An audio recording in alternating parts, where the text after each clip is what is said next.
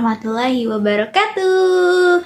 Balik lagi dan ketemu lagi sama aku tentunya Salsabila Pramesti dengan NIM 2313300079. Yang pastinya yang bakal nemenin keseruan kayak kita kali ini di Learning Journal pertemuan keempat, penulisan berita dan artikel. Stay tune ya, gimana keseruan dari pertemuan keempat.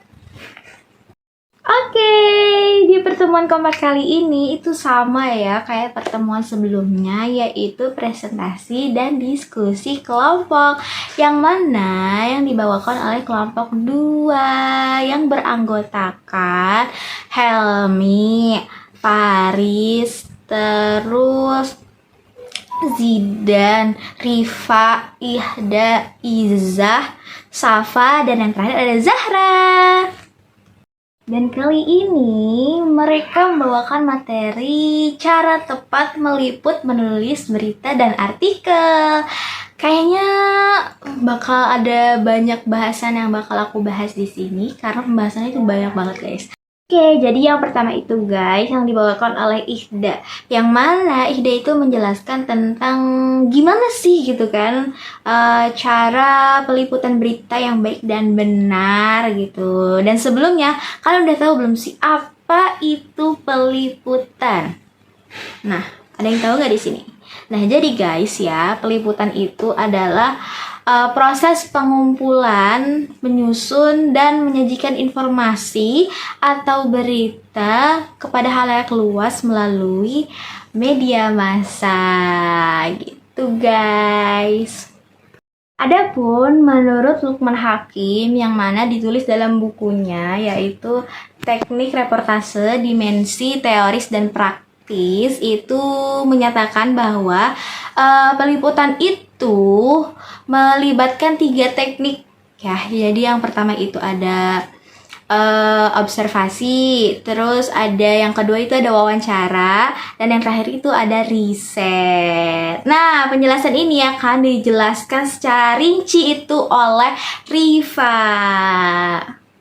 Nah, tadi kan Ida sudah menjelaskan ya sedikit kayak tentang peliputan berita menurut Lukman Hakim. Itu tekniknya itu gimana? Coba apa yang pertama? Jadi yang pertama itu ada observasi, yang kedua itu ada wawancara, dan yang ketiga itu ada riset.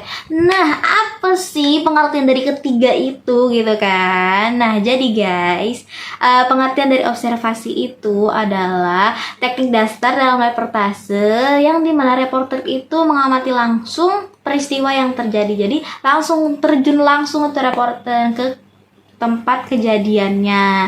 Nah, setelah itu data dari observasi itu harus terdokumentasi. Caranya gimana tuh cara mendokumentasikan berita tersebut? Dengan cara kita bisa foto-foto, ataupun dengan audio, ataupun juga dengan video, agar berita itu real gitu kan, dengan sama dengan kenyataannya itu kayak gimana. Jadi orang-orang tuh tahu peristiwa yang terjadi itu kayak gimana, kayak apa gitu.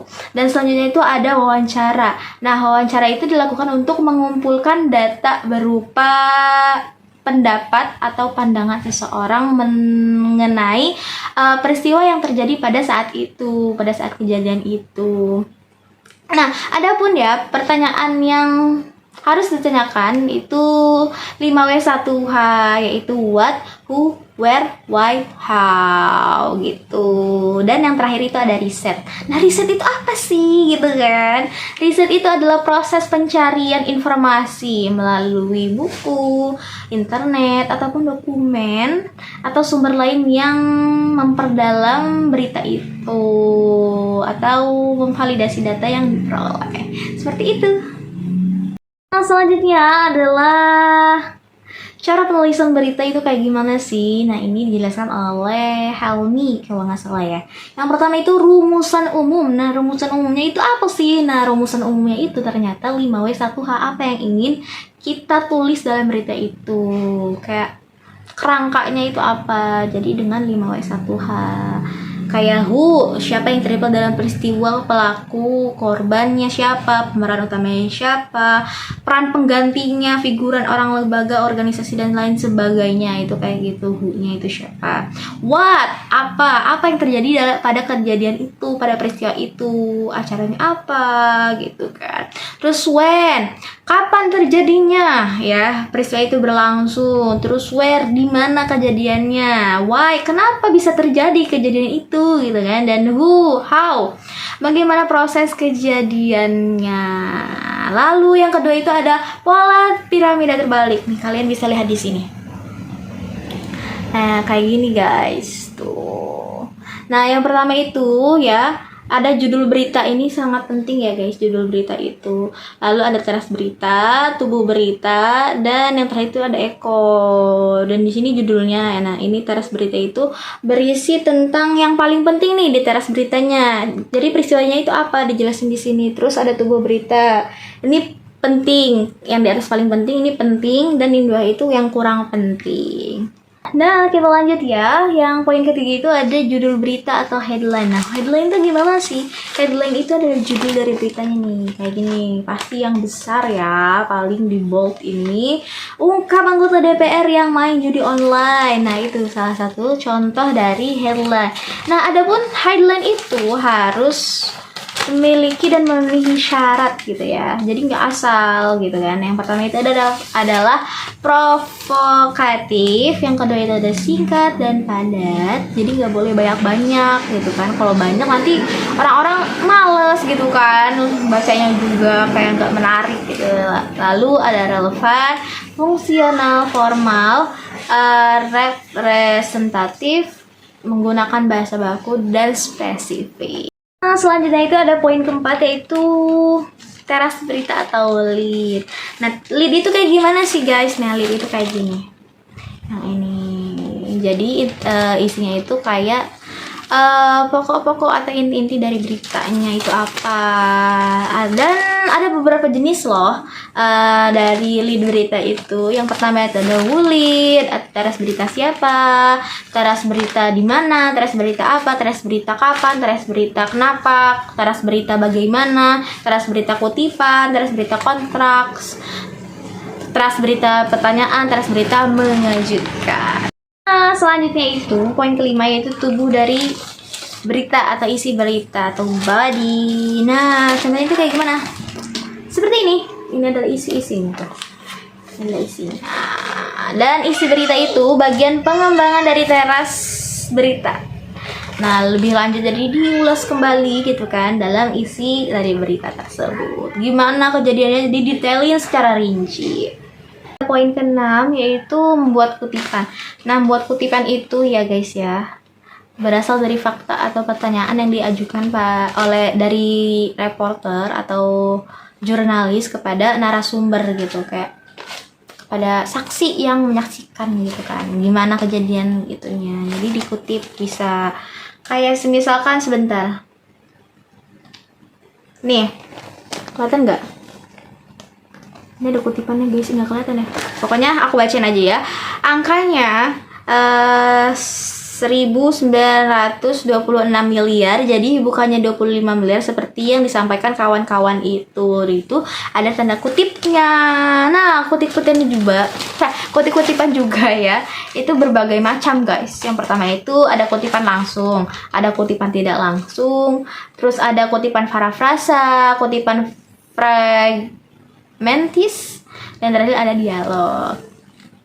Nah guys, perlu diketahui ya, bahwasannya dalam penulisan berita itu memiliki syarat-syaratnya.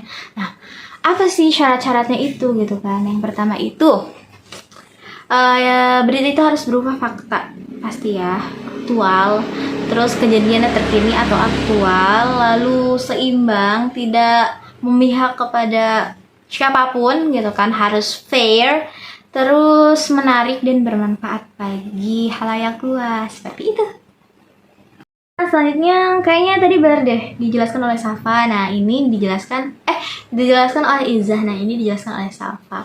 Yang mana Safa itu menjelaskan tentang cara penulisan artikel. Nah, gimana sih gitu kan cara penulisan artikel yang baik dan benar. Nah, sebelumnya kalian tahu nggak Apa itu artikel? Pasti udah pada tahu kan artikel itu apa? Artikel adalah sebuah karya tulis faktual yang membahas suatu topik secara mendalam dan menganalisis sebuah peristiwa secara mendalam gitu. Dan disebarluaskan kepada halayak luas melalui media massa. Masih ingat kan? Kemarin-kemarin tuh sering banget diomongin. Nah itu guys artikel itu.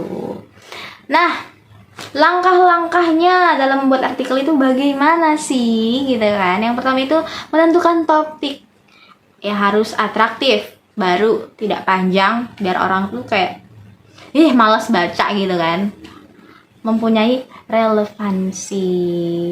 Lalu yang kedua itu ada menentukan tujuan dari penulisan, lalu mengumpulkan bahan atau referensi dan menyusun kerangka tulisan. Seperti itu guys.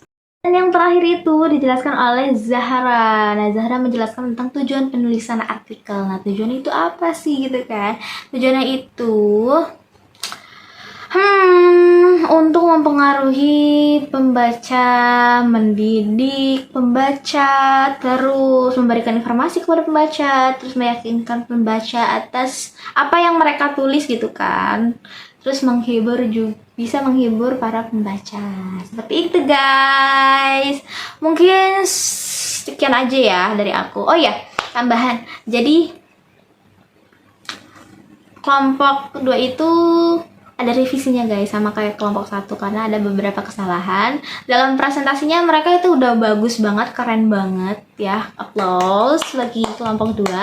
Dan sedikit kesalahannya itu ada di rumusan masalahnya, dan mungkin ada sedikit masalah atau revisi ya dari Padi. Semangat! Dan mungkin cukup sekian ya dari aku. Sampai jumpa di pertemuan Learning Journal lainnya. Dan bye-bye.